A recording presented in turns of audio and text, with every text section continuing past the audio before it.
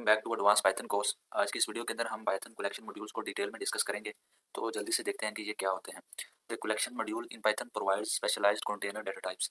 Collection modules Python के अंदर हमें specialised container data types provide करते हैं। ये जो कंटेनर डाटा टाइप्स हैं ये हमें कलेक्शन नाम की लाइब्रेरी से मिलते हैं। इनको हम यूज़ कर सकते हैं। That are more powerful and efficient than built in types like list, tuple and dictionary. हमने लिस्ट, टपल और डिक्शनरी और इनकी टेक्निक्स और मेथड्स के बारे में पिछली वीडियोस के अंदर डिस्कस किया। इन डिक्शनरी और टेक्निक्स के अपने अपने यूजेस हैं, बट ये जो कलेक्शन मॉड्यूल्स हैं ये इनसे भी ज़्यादा पावरफुल और एफिशिएंट हैं। इन कलेक्शन मॉड्यूल्स के 6 कंपोनेंट्स हैं। इन कंपोनेंट्स के नाम हैं जी named tuple, deque, counter, defaultdict, ordereddict, chain map. इन सब कंपोनेंट्स को हम वन बाय वन देखेंगे और इनका कोड भी करेंगे। तो सबसे पहले हमारे पास है नेम्ड टपल। नेम्ड टपल क्या करता है? नेम्ड टपल का सिंपल कॉन्सेप्ट यही है, अ टपल विद नेम्ड फील्ड्स। यानी ये जो टपल है ये नेम्ड फील्ड्स के साथ होता है। इससे हमारी जो है वो रीडेबिलिटी बढ़ती है कि कौन सी जो वैल्यू है वो किस वेरिएबल्स के साथ है, कौन सी वैल्यू किस चीज़ से रिलेट करती है। ये हमें इन्फॉर्मेशन जो है टपल से मिलती है, तो इससे हमारी रीडेबिलिटी भी बढ़ती है। तो इसका हम कोड लिखते हैं। कोड लिखेंगे तो हम इसको ज़्यादा अच्छी तरह समझ पाएंगे। तो सबसे पहले हम इसको इंपोर्ट कर लेंगे कलेक्शन से, क्योंकि ये हमें सिंपल पाइथन के अंदर नहीं मिलेगा। Named tuple. अब नेम टपल बनाने के लिए सबसे पहले एक वेरिएबल लेंगे स्टूडेंट। अब नेम टपल फंक्शन को कॉल करेंगे और उसके अंदर हम एक तो स्टूडेंट लिखेंगे और यहाँ पे हम जो है वो वेरिएबल्स लिखने वाले हैं जिसके रिलेटेड हमें डाटा लेना है। तो यहाँ पे जो है हम सबसे पहले तो हम यहाँ पे लिख रहे हैं नेम, देन हम यहाँ पे लिख रहे हैं एज। फिलहाल दो ही नेम और एज का ही डाटा हम लेंगे। तो हम कलेक्शन लाइब्रेरी का यूज़ करके मज़ीद ज़्यादा पावरफुल तरीके के साथ डाटा के साथ काम कर सकते हैं। ये जो है कलेक्शन मॉड्यूल्स हमारी हेल्प करते हैं काफ़ी चीज़ों में, जैसे एफिशिएंट डाटा हैंडलिंग। एफिशिएंसी के साथ अगर हमें डाटा को हैंडल करना हो तब हम जो है वो कलेक्शन मॉड्यूल्स को यूज़ करते हैं। Cleaner and more readable code. हम जब कलेक्शन मॉड्यूल्स को यूज़ करेंगे एक तो कोड कम हो जाएगा जिसकी वजह से वो क्लीन होगा और रीडेबिलिटी भी बढ़ेगी। Performance optimisation. ऑप्टिमल अगर परफॉर्मेंस लेनी हो, ज़्यादा से ज़्यादा अच्छी स्पीड भी, एक्यूरेसी भी, तब हम जो है वो इन कलेक्शन मॉड्यूल्स को यूज़ करते हैं। यहाँ पे एस वेरिएबल के अंदर स्टूडेंट और जो नेम है अली, एज है 14, और हम इस एस को अगर प्रिंट करें तो इस रिजल्ट से हम ज़्यादा अच्छा समझ पाएंगे। तो हमारे पास ये आउटपुट है नेम अली एज 14, यानी ये एक स्टूडेंट का रिकॉर्ड है हमारे पास जिसका नेम अली है, एज 14 है। अगर हमें मज़ीद कुछ और इसके अंदर चीज़ें अगर स्टोर करनी हो तो वो हम यहाँ पे लिखेंगे मार्क्स और यहाँ पे हम आके मार्क्स दे सकते हैं। और जब हम इसे एग्जीक्यूट करेंगे तो हमें जो है वो मार्क्स भी साथ दिखेंगे। तो ये जो है वो इस तरह हम इस नेम टपल को यूज़ कर सकते हैं। अगर हम इसके जो है वो यूज़ केसेस देखें तो डेटाबेस रिकॉर्ड्स, जैसे हमने यहीं पे अभी जो एक रिकॉर्ड क्रिएट किया है स्टूडेंट का, तो बिल्कुल इसी तरह जो है वो ये डेटाबेस रिकॉर्ड्स के अंदर यूज़ होता है। स्ट्रक्चर डाटा रिप्रेजेंटेशन, अभी जो हमने डेटाबेस बनाया वो स्ट्रक्चर फॉर्म में था, नेम था, एज था, फिर मार्क्स। तो स्ट्रक्चर डाटा रिप्रेजेंटेशन में भी ये यूज़ होता है। सेकंड नंबर पे हमारे पास है डी क्यू। डी क्यू का कॉन्सेप्ट ये है कि ये एफिशिएंट इंसर्शन एंड डिलीशन हमें जो वो प्रोवाइड करती है। यानी अगर हमारे पास कोई लिस्ट है तो हम उसके अंदर इंसर्शन भी कर सकते हैं, डिलीशन भी कर सकते हैं। बट प्लस पॉइंट ये है कि हम राइट साइड से भी और लेफ्ट साइड से भी, दोनों एंड से हम जो है वो इंसर्शन और डिलीशन कर सकते हैं। तो इसका कोड करते हैं। मैं यहाँ पे लिख लेता हूँ टेक्स्ट डी क्यू। इसको भी हमें सेम जो है वो कलेक्शन लाइब्रेरी से ही इंपोर्ट करना है।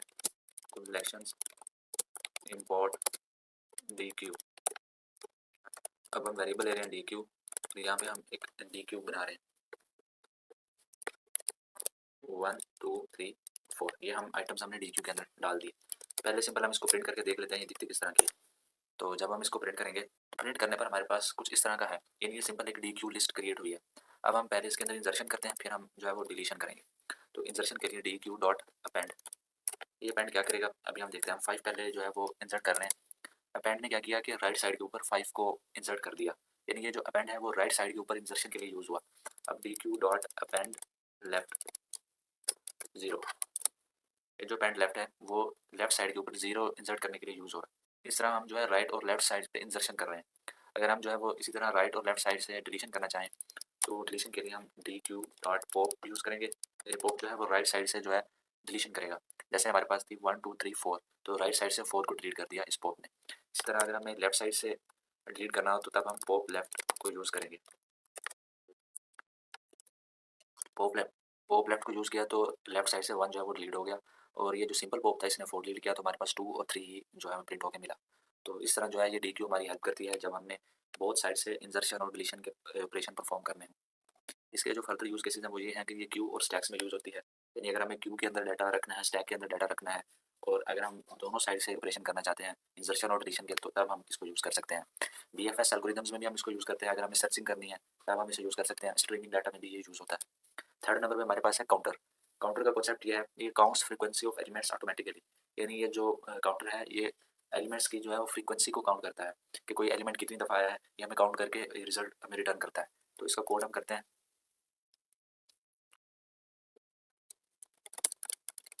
काउंटर, और हमें सिंपल जो है इसे भी कलेक्शन मॉड्यूल से ही लेना है, इंपोर्ट काउंटर।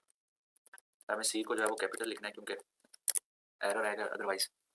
हम यहाँ पे एक वेरिएबल बना रहे हैं काउंट, और काउंटर फंक्शन को कॉल करेंगे और इसके अंदर जो है हम अपनी वो लिस्ट पास करेंगे, वो आइटम्स लिखेंगे जिनको हम काउंट करना चाहते हैं, 1 2 3 4 5 3 4 5 6 एंड अगेन 6। अब हम जो है वो प्रिंट करते हैं, प्रिंट काउंट, और अगर हम इसके रिजल्ट देखें तो यहाँ आ रहा है 3 2 टाइम्स, यानी जो है 3 2 टाइम्स आया है। अगर हम यहाँ पे देखें 3 1 टाइम ये है और 3 सेकंड टाइम ये है, तो 3 2 टाइम है, ये वेरीफाई हुआ। 4 जो है वो 2 टाइम है, 4 1 टाइम एंड 4 2 टाइम। इसी तरह 5 भी 2 टाइम है, 5 5। इसी तरह 6 है, और बिल्कुल सेम इसी तरह बाकी 1 1 टाइम है, 2 1 टाइम। यानी हम इसने हमें बताया कि कौन सा एलिमेंट कितनी दफ़ा आया है। तो इस तरह हम जो है एलिमेंट्स की फ्रीक्वेंसी को काउंट कर सकते हैं इस काउंटर मॉड्यूल को यूज़ करके। इसके जो फर्दर जो यूज़ केसेस हैं वो वर्ड फ्रीक्वेंसी एनालिसिस, जैसे हमने अभी आइटम्स का हमने टीचर जो आइटम थे उनका उनकी फ्रीक्वेंसी एनालिसिस की, हम वर्ड्स की फ्रीक्वेंसी भी एनालिसिस कर सकते हैं। लॉग इवेंट काउंट, यानी कोई कितनी दफ़ा कौन सा लॉग कितनी दफ़ा हुआ, कौन कितनी दफ़ा लॉग इन हुआ, लॉग आउट हुआ, और डिफरेंट लॉग्स कितनी दफ़ा कर हुए, इन इवेंट्स को काउंट करने के लिए यूज़ किया जा सकता है, और ये डाटा एनालिसिस के अंदर भी यूज़ होता है। इसी तरह जो फोर्थ है हमारे पास वो है डिफ़ॉल्ट डिक्शनरी, हम इसको डिफ़ॉल्ट डिक्ट भी कहते हैं। इसका जो कॉन्सेप्ट है वो इस तरह है कि provides a default value for missing keys, यानी ये हमें मिसिंग जो कीज़ होती हैं वहाँ डिफ़ॉल्ट वैल्यू प्रोवाइड कर देता है। हम इसका कोड करते हैं, मैं एक टेक्स्ट बॉक्स लेता हूँ, उसके अंदर डिफ़ॉल्ट डिक्ट, और यहाँ पे हम इसे इंपोर्ट करेंगे कलेक्शन से, इंपोर्ट डिफ़ॉल्ट डिक्ट।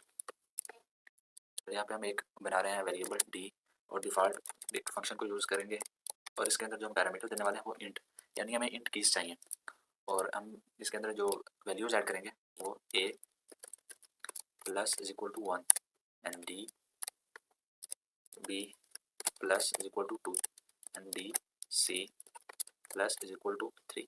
हम इससे ज़्यादा भी आइटम डाल सकते हैं, लेकिन फिलहाल हम समझने के लिए अब इसको हम प्रिंट करते हैं। तो हमारे पास जो इसकी आउटपुट आने वाली है कुछ ये आउटपुट है हमारे पास, ए के लिए 1 है, बी 2 है एंड सी 3 है। तो इस तरह हम डिफ़ॉल्ट डिक्ट को यूज़ कर सकते हैं। इसके जो यूज़ केसेस हैं वो ग्रुपिंग डाटा में यूज़ होती है, ये डाटा को ग्रुप अगर करना हो, हमें काउंटिंग करनी हो, अगर हम काउंटर हमने पीछे यूज़ किया, ये बिल्कुल उसी तरह जो है डिफ़ॉल्ट डिक्ट भी हम यूज़ कर सकते हैं काउंटिंग करने के लिए, और ये ग्राफ कंस्ट्रक्शंस में भी यूज़ होती है। फिफ्थ नंबर पे हमारे पास है ऑर्डर डिक्ट। ऑर्डर डिक्ट क्या करती है, ये maintains insertion order of elements, ये एलिमेंट्स का जो इंसर्शन ऑर्डर है उसको मेंटेन करती है। ये किस तरह मेंटेन करती है हम कोड करके समझते हैं। टेक्स्ट बॉक्स के अंदर मैं लिखूंगा ऑर्डर डिक्ट और 2 हैश में from collections import order dict. अब हम एक वेरिएबल लेंगे ओडी, और order dict order dict function को हम कॉल करेंगे, हमें डी जहाँ कैपिटल लिखना है यहाँ पे, और यहाँ पे हम जो है वो ओडी के अंदर एलिमेंट्स पास करेंगे 1, ओडी के अंदर जो बी है वो आ जाए सेकंड ऑर्डर के अंदर, इसी तरह जो ओडी के अंदर सी है वो आए थर्ड नंबर पर। अब अगर हम यहाँ पे इसको प्रिंट करेंगे कुछ ये रिजल्ट मिलेगा कि जो 1 है वो फर्स्ट ऑर्डर पे है, बी सेकंड, सी थर्ड। तो कुछ इस तरह हम ऑर्डर डिट को यूज़ कर सकते हैं। इसके भी जो यूज़ केसेस हैं वो है व्हेन ऑर्डर रियली मैटर्स, यानी जब ऑर्डर मैटर करता हो, जैसे हमने अभी एग्जांपल की है, हम ऑर्डर के अंदर अगर चीज़ों को लिखना चाहें तब। और इसका जो सेकंड यूज़ केस है RLU, यानी रिसेंटली लीस्ट यूज्ड कैशी अगर हमें बनानी हो तब भी हम इस ऑर्डर डिट को यूज़ करते हैं। सिक्स्थ नंबर पे हमारे पास है चेन मैप। चेन मैप क्या करता है, combines multiple dictionaries into a single view. Individual dictionaries हो और हम उन्हें एक सिंगल व्यू के अंदर लाना चाहें तब हम जो है वो चेन मैप का यूज़ कर सकते हैं। तो इसका कोड करते हैं,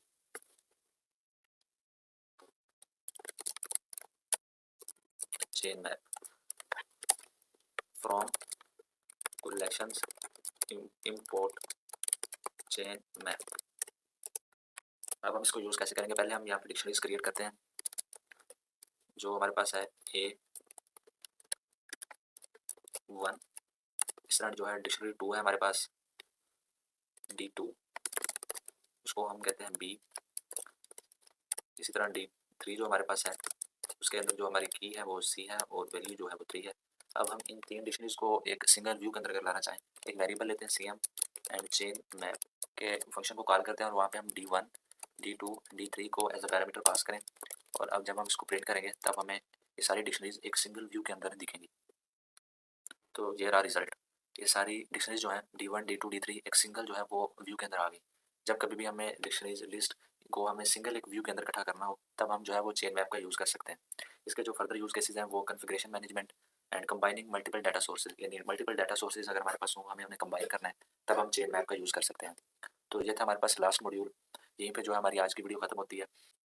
नेक्स्ट वीडियोज़ के अपडेट के लिए चैनल को सब्सक्राइब कर लें। अगर ये वीडियो आपके लिए हेल्पफुल रही तो लाइक का बटन लाजमी प्रेस करें एंड थैंक्स फॉर वॉचिंग।